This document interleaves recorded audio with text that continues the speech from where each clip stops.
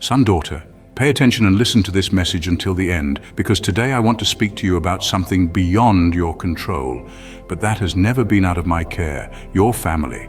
I know every corner of your home. I know the silences that scream. I hear the doors slammed shut, the glances avoided, the words never spoken, the apologies never offered.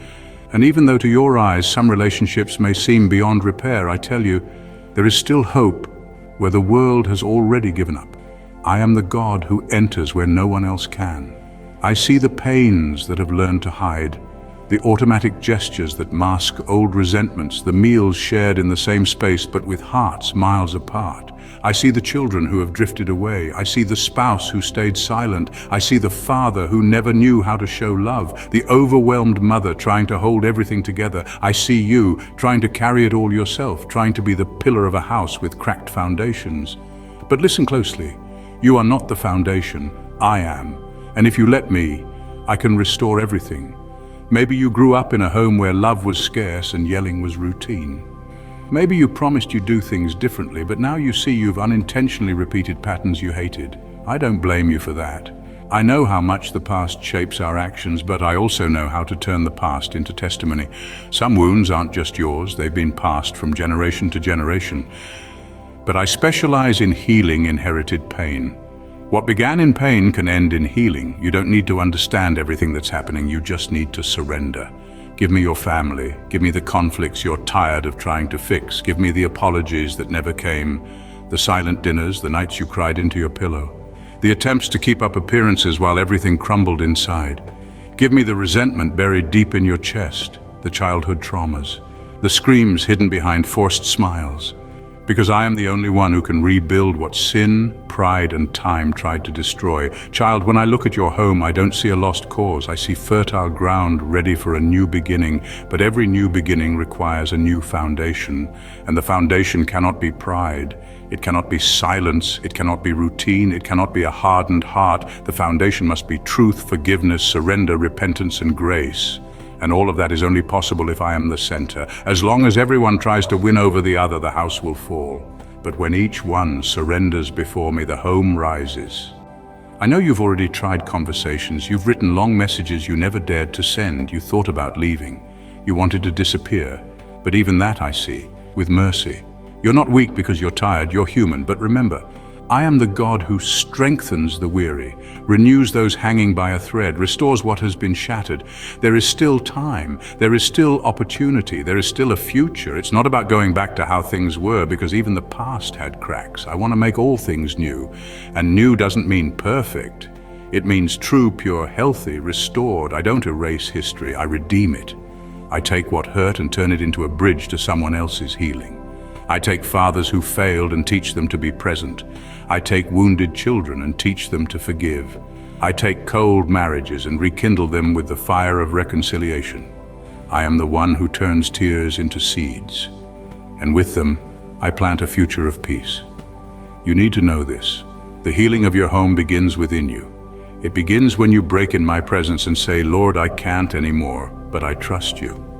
It begins when you choose to stop being right and choose the path of reconciliation. It begins when you understand that forgiveness doesn't mean agreeing with the offense. It means freeing yourself from the prison of resentment. It begins when you stop asking me to change others and let me change you first. Real transformations don't begin with others' attitudes, they begin in hearts surrendered to me. Child, stop trying to control everything. I see how hard you try to keep the peace, hide the conflicts, protect the children, avoid hurting anyone, but it's suffocating you. You weren't born to carry it all, you were born to walk under my care. I'm the only one who sees the whole picture. While you see chaos, I already see a miracle. While you see ruins, I already have a restoration plan. But I need you to give me more than just the rubble. I need you to give me control. Don't ignore the small gestures. A silent hug can heal more than 1,000 words. A whispered prayer in the middle of the night can move more than a heated argument. An apology, even without a guarantee of response, can be the beginning of a new story.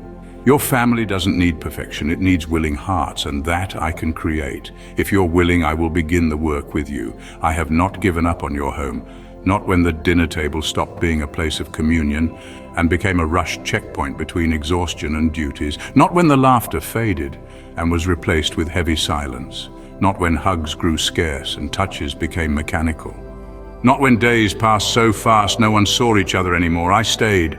I stayed even when love was hidden under responsibilities, when affection was replaced by haste, when routine screamed louder than feelings. I was there when you stopped praying together. I heard the silent prayer of a heart still longing for restoration. When the Bible remained closed for weeks, I kept speaking, waiting for someone to pause, open its pages, and find between tear-stained lines the way back. When the bedroom became just a place to sleep, not to talk, I sat quietly, waiting to be invited back into the intimacy of your home. And when respect was replaced by coldness, when words hurt more than heal, I waited, not as someone who invades, but as someone who waits to be welcomed. I'm still waiting for a crack, a space, a cry, a sigh that says, God, I don't know what to do anymore.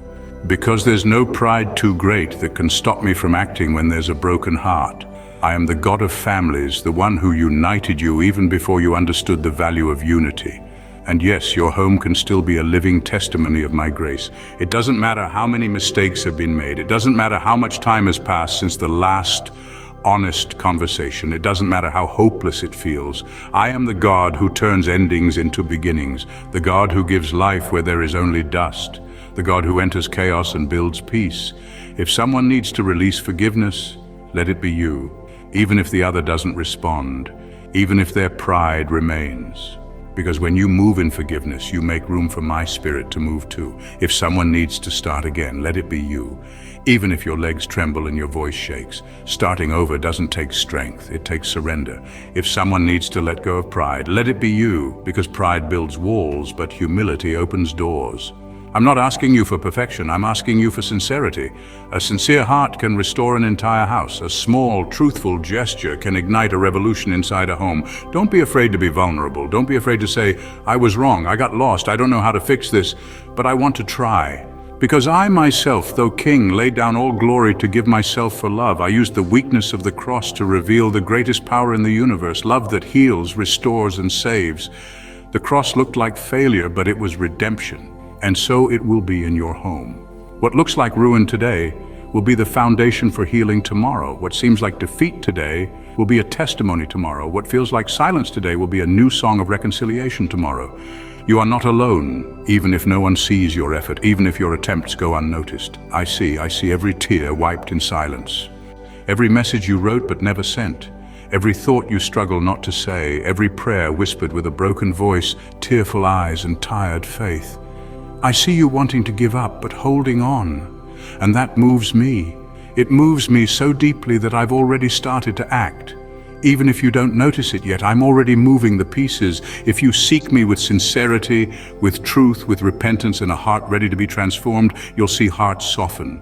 You'll see doors open, you'll see reconciliation bloom, you'll see peace arise, you'll see restoration, because I am the foundation your home needs. I'm the solid base that holds everything, even when everything around you looks like ruins. And no matter how much has been lost, if you let me be the center, I can still restore it all. So now, child, I want to talk to you about something that may not be obvious, but is silently shaping the spirit of your home, your reactions. Not every battle in your household is meant to be fought. Some are meant to be laid at my feet. Your silence, when guided by wisdom, can speak louder than defensiveness. The enemy of your soul is not your family, it's not your spouse, it's not your child. The real enemy sows division in small, unnoticed moments, then steps back while you blame each other. But you are not unaware. I have placed discernment in you. Use it. When tension rises, step back, not to escape, but to listen for my voice before you speak. Sometimes love looks like restraint. Not everything said to you deserves an answer. Some things only require prayer, and sometimes love looks like speaking, gently, firmly, and in love, even when it's uncomfortable. Don't confuse passivity with peace. Speak when I lead you. I know you crave peace, not just quiet. The absence of conflict is not peace if hearts are still cold. Real peace costs something: humility, courage, selflessness. When you pray for your family, don't only ask me to calm the storm around you. Ask me to calm the storm within you first. A peaceful heart changes the atmosphere of a room. I am not only the God of miracles, I am the God of process. I don't just change hearts overnight. I lead them through valleys, deserts, and quiet breakthroughs. You must understand, some of the most beautiful healing happens in silence. in the quiet obedience of doing good when no one notices. That unnoticed kindness, that dish you washed without a thank you, that embrace you offered to a cold shoulder, it echoes in heaven. Nothing is wasted when it is done in love. Stop measuring change by others' responses. I'm asking you to measure it by your faithfulness. You are sowing seeds, many of which take time to grow. Child, don't be discouraged when progress is slow. Even a hardened heart can soften under the consistent warmth of my love flowing through you. And if your heart has grown hard, let me in. I never force myself in. I wait until you open the door from within. You don't need to wait until you feel spiritual to begin again. Begin where you are, tired, angry, numb, uncertain. I will meet you there. You may feel like you've failed too often to make a difference, but remember, I specialize in using the broken to build something holy. Let me shape your words, your tone, your responses. Don't just aim to be nice. Aim to be led by my spirit, gentle, truthful, full of grace. I'm not asking you to fix everything, only to obey me in the next small step. Faithfulness in small things builds a house that can stand in the storm. Take the initiative to pray, even when no one joins. Invite me to the dinner table, even if no one acknowledges it. Light often shines best in darkness. Start by blessing your home in quiet. Lay hands on the walls when no one sees. Whisper my name in the rooms where tension dwells. Anoint the atmosphere with forgiveness, with worship, with surrender. You don't need a perfect family to make space for my presence. You need a willing heart. When your child slams the door, call their name in prayer. When your spouse turns away, turn to me and bring their heart with you. Stop rehearsing what went wrong and start declaring what I can still make right. I'm not limited by your history. I'm moved by your surrender. You've been trying to preserve normalcy, but I'm not interested in returning to normal. I want to birth something new, something sacred in your family. Let go of the version of your family you imagined and trust me with the version I'm redeeming. What I create will be more honest, more whole, more lasting. Pain has distorted the way you see each other, but I see past the anger, the withdrawal, the silence. I see the child, the spouse, the parent I created them to be, and I see you.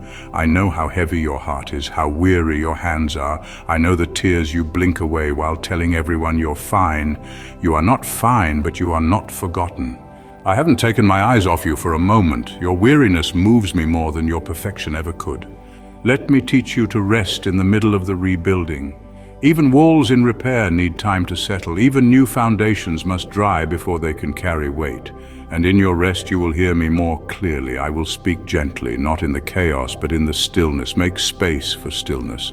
Because this is not just about rebuilding a house, it's about restoring hearts, reshaping legacies, rewriting generational patterns, and that takes time.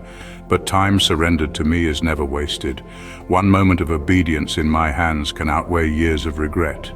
So hold nothing back from me, not your past, not your doubts, not your pain. I can handle it all and I can use it all.